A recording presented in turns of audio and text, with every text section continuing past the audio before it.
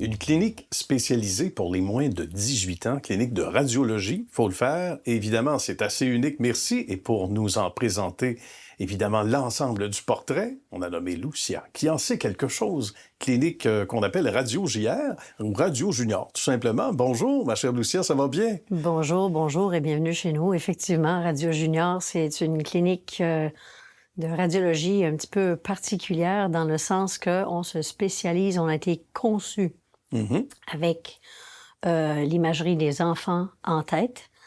Et ça prend en considération plusieurs choses. De un, notre personnel radiologiste et technologues sont tous formés spécialement en pédiatrie parce que ça prend certaines connaissances pour être capable de bien s'y prendre avec les enfants.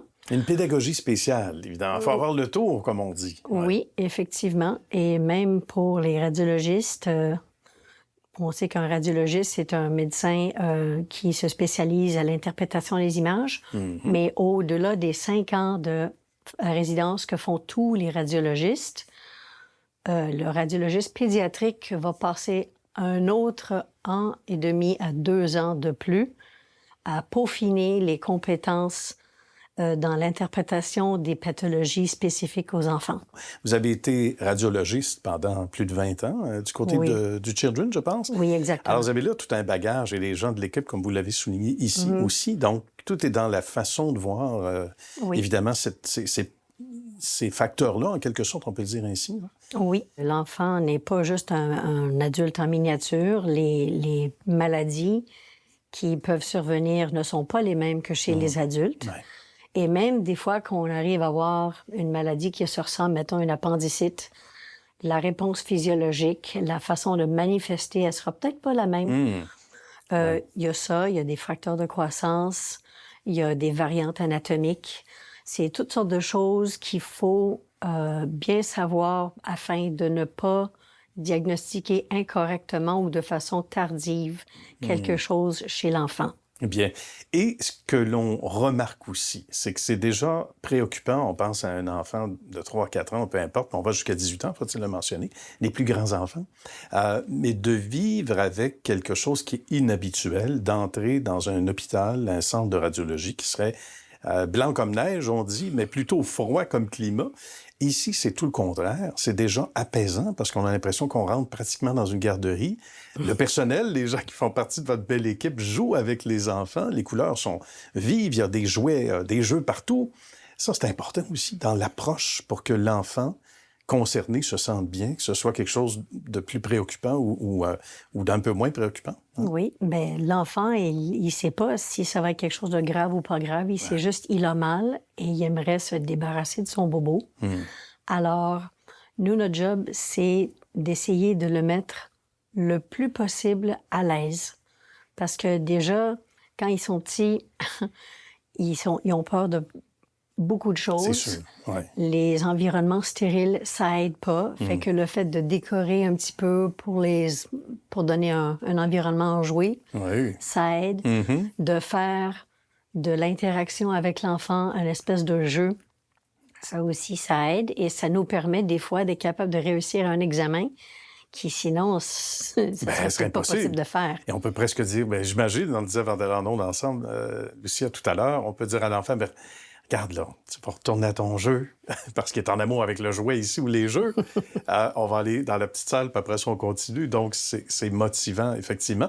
Il faut parler des parents aussi, des parents qui doivent apprécier énormément les 5 ans déjà, depuis l'ouverture. Qu'est-ce qu'on entend de la part des parents, des adultes surtout? Bien, je vous dirais que une visite chez nous, souvent, ça se finit avec un commentaire genre « Ah, mon Dieu, c'est sûr que je vais revenir ici, je vais le conter à mes copines, je vais le dire à mon pédiatre. » Les patients se sentent bien reçus, les inquiétudes des parents sont adressées. Et je pense qu'ils commencent à reconnaître un peu plus la valeur ajoutée qu'apporte Radio Junior.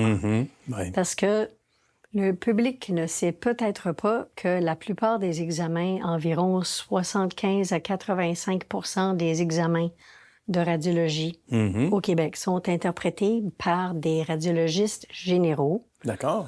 Mais c'est pas toutes les places qui ont accès à un radiologiste avec les connaissances approfondies en pédiatrie. Plus spécialisé, donc. Oui, on est la seule clinique qui est spécialisée, conçue pour les enfants. D'accord.